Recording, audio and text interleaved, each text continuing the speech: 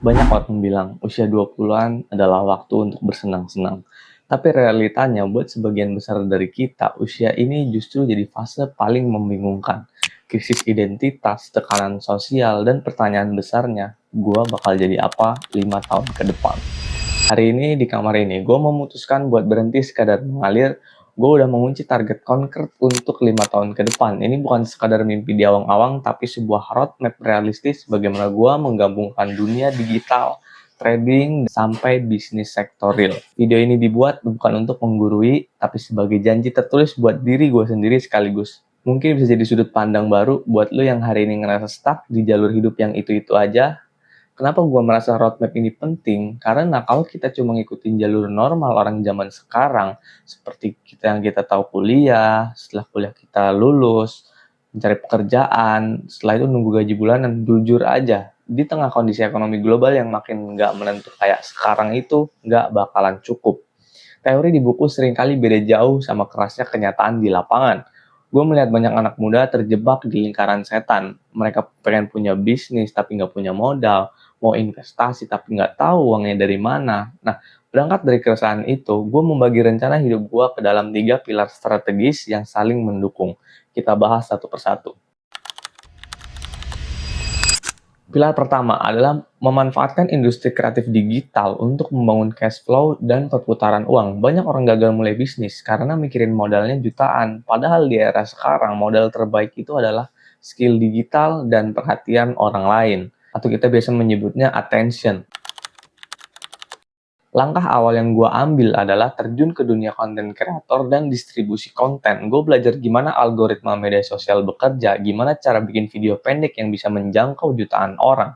Dari industri digital ini, gue nggak cuma dapat penghasilan, tapi juga bisa mengasah high ticket skills seperti video editing, copywriting, digital marketing. Uang yang didapat dari sini nggak gue pakai buat foya-foya atau beli barang konsumtif, tapi langsung gue alokasikan ke pilar yang kedua.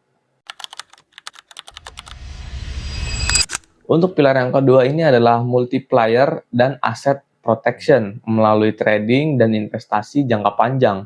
Uang dari dunia digital itu sifatnya dinamis, bisa naik, bisa turun. Supaya uang kita nggak habis menguap, gue mengalokasikannya ke instrumen finansial yang gue pelajari secara mendalam, yaitu emas dan Bitcoin. Gue nggak melihat ini sebagai tempat judi atau tempat kayak semalam, gue melihat ini pakai kacamata makroekonomi. Emas untuk stabilitas dan menjaga nilai uang gue dari inflasi, sedangkan Bitcoin itu sebagai wadah investasi jangka panjang. Karena siklus adopsi teknologinya yang masif, di sini juga gue belajar melatih psikologi pasar, disiplin, dan manajemen resiko. Nah, untuk pilar yang ketiga ini mungkin agak berbeda dari anak muda kebanyakan. Jadi end goal dari semua perputaran uang di dunia digital dan trading tadi adalah untuk membangun bisnis sektor real di bidang pangan.